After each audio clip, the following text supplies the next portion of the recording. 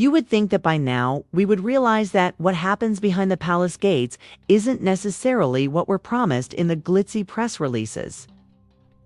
But most of the recent discussion surrounding Catherine, the Princess of Wales, falls flat. The truth is far more complex than most people understand. We're not simply discussing someone getting over a difficult year. Catherine was on the verge of death, and that's not just a sensationalized headline, that's the terrifying fact. Finally, falling between the cracks, it's simple to assume everything is fine based on her radiant smile at Trooping the Color or her composed presence at royal engagements. But appearances are deceiving. A little over a year ago, she was undergoing chemotherapy following a grueling surgery that revealed cancer. But nobody is really discussing why she needed that surgery in the first place. Prior to any diagnosis, there was already something going on. According to the royal statements, gravely incorrect, it wasn't just the cancer. It was the accumulation of months of pain and deterioration that, according to people close to her, left her barely hanging on. The early condition, the one no one wants to discuss, was what almost killed her. It was a stomach ailment that had apparently been festering long before the world even suspected she was ill. And this is where things start to get uncomfortable. For the palace, this isn't some minor flu that you can recover from with a few days of rest. Cancer treatment breaks you down in ways that don't show up in pictures. Some sources even claim that Catherine's public appearances are carefully spaced out because she's still not able to function as she used to. The mainstream narrative continues to spin this as a brief absence or private health issue, as if everything is under control like it ever was. Exhaustion. But because her recuperation is still taking a long time and is painful, some royal insiders claim that she is still far from being fully recovered. For example, during the Royal Ascot absence, she was expected 1 minute and then taken off the list without providing a clear explanation. Instead of being honest about her health, palace spokespeople rushed to make it appear as though there was a simple misunderstanding and blamed it on communication problems. Come on, that's not a scheduling error. That's a cover, and people are becoming aware that there is still a big issue occurring behind closed doors. In her most recent article, one of the most reliable royal reporters, Rebecca English, revealed a shocking revelation. She quoted a close friend of Catherine who said, "I've been to hell and back, not in a metaphorical sense, but literally." Despite this, the quote is being obscured by headlines about dresses and public smiles, which is a covert admission of something the Palacitos sent want to publicly acknowledge that Catherine was seriously ill, and that the danger may not be entirely over. More important than her health is the royal apparatus's unwillingness to tell the truth. When Prince William withdrew from that memorial service for the King of Greece last year, palace sources quickly dismissed it as a scheduling conflict. But in retrospect, it was the royal PR game is to say as little as possible and hope that everything will blow over. But this time it didn't. The silence created a vacuum. And into that vacuum came conspiracy theories, rumors, and a mess that could have been avoided with just a little truth. It appears that it was directly related to Catherine's rapidly declining health. And some insiders knew it all along, but chose to say nothing. The report by Rebecca English didn't simply validate suspicions. Her sources said that after everything she's been through, Catherine has had a complete mental reset and is now more clear than ever about what matters to her. At the moment, that means protecting her peace, her family, and her privacy. She is no longer following the old royal handbook, which says to smile, wave, and show up no matter what. Instead, she is carefully selecting her moments. And that's not behind the scenes. Many who know her believe she's creating more distinct boundaries, which is a sign of her survival vulnerability. She considers the cost, whether it is worth the energy, and whether it will leave her exhausted for days after the event. If the answer is no, she stays at home, which is why she wasn't at Royal Ascot, although she doesn't care.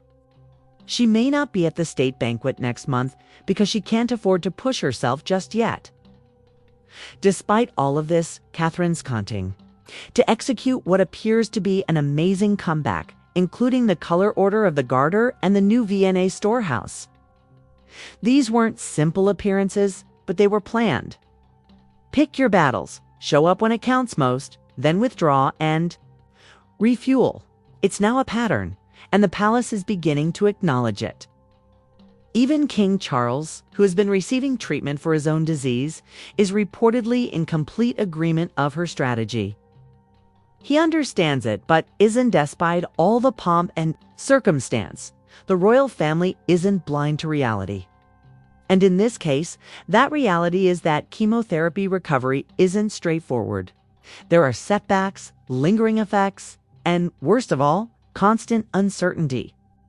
Anyone who has experienced cancer or witnessed someone else go through it knows that fear doesn't go away. The question remains, is it gone or is it coming back? That alone. Catherine's inner circle and those she works with are aware that she can keep someone on edge indefinitely.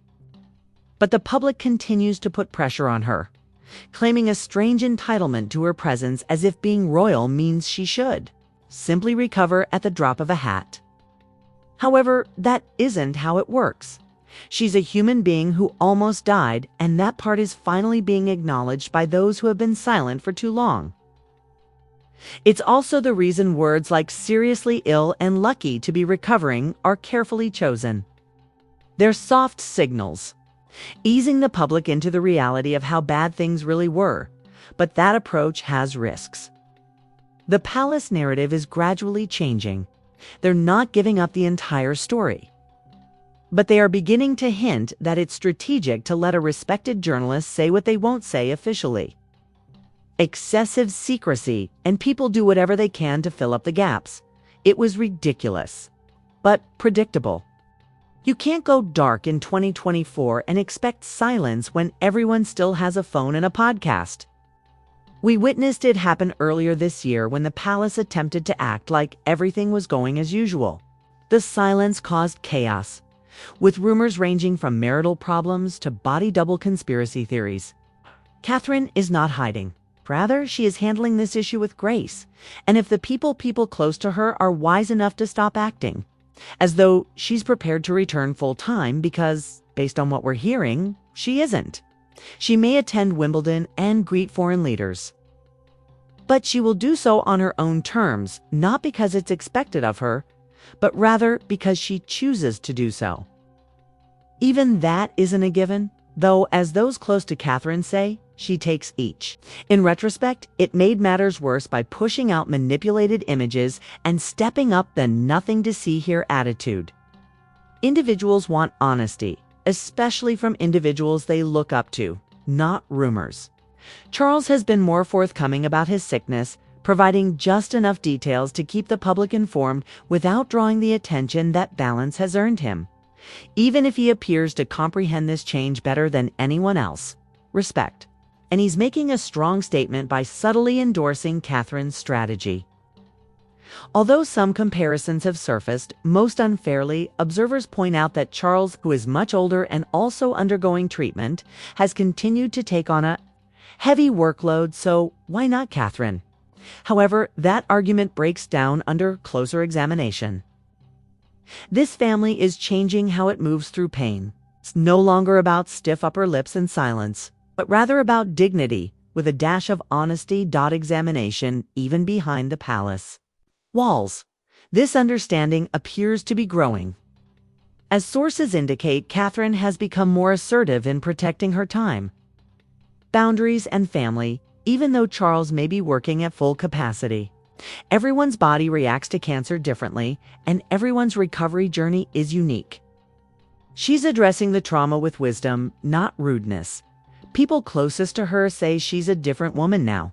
Stronger in some ways, quieter in others, still deeply involved in the work she cares about, especially around early childhood and families. But she's doing it differently, more behind the scenes. The experience of almost dying doesn't simply go away because someone schedules you for a public event. It lingers and shapes how you live, what you prioritize, and where you draw the line. More at her own speed. Catherine is clearly here to live. not to play a part, and if that means appearing less but leading a more honest life, then perhaps that is just what the monarchy needs, whether she decides to return to full-time royal life or not. Not just a representation of grace, but also a survivor standing according to her own terms.